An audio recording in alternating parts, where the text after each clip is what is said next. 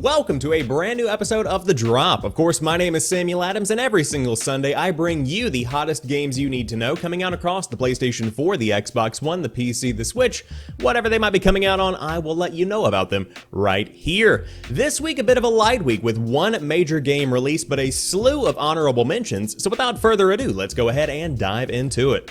Our main release for the week is Tonight We Riot on the Nintendo Switch and the PC. In a dystopia where wealthy capitalists control elections, media, and the lives of working people, we are faced with two choices: accept it or fight for something better.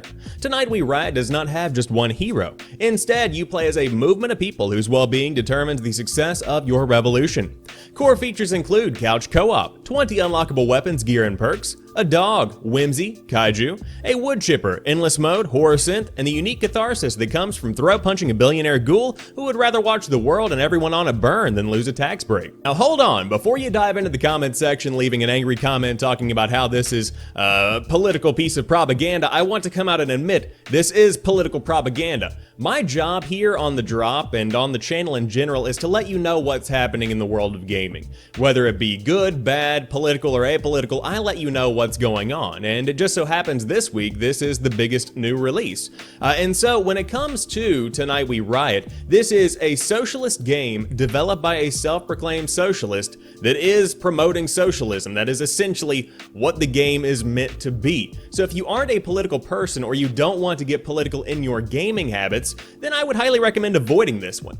However, from a subjective point of view, the gameplay doesn't look half bad. It's actually a really interesting looking game. Although the game is political in nature, it's not 100% grounded in reality. So with all of that being taken into consideration, I will link an article down below from Variety that interviews the author and kind of explains the process behind creating the game, if you are so inclined to check that out.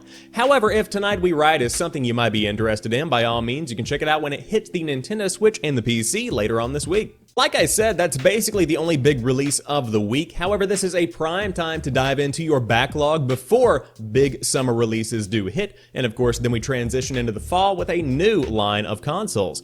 However, there are some games that are coming out that have been released in the past that are making their way to new consoles and platforms this week, and those include John Wick Hex coming on the PlayStation 4, Void Bastards is coming out on the PlayStation 4 and the Nintendo Switch, World War Z Game of the Year Edition is coming out on the PlayStation 4, the Xbox One, and the PC, and MotoGP is coming out on the Nintendo Switch. But that rounds out this week's episode of The Drop. If you enjoyed this one, drop me a like down below, and in the comment section I would love to see what you think about Tonight We Riot. Of course, like I said, I don't get political on the channel because I try and keep politics out of the conversations that we have, but do you want to buy a game that is overtly political in nature? Do you want to buy a game where that is the focus of the entire product in and of itself? I would love to see your thoughts on the subject. However, until next time, you guys have a fantastic rest of the week. Keep playing those games, keep your heads up, and I will talk to you soon.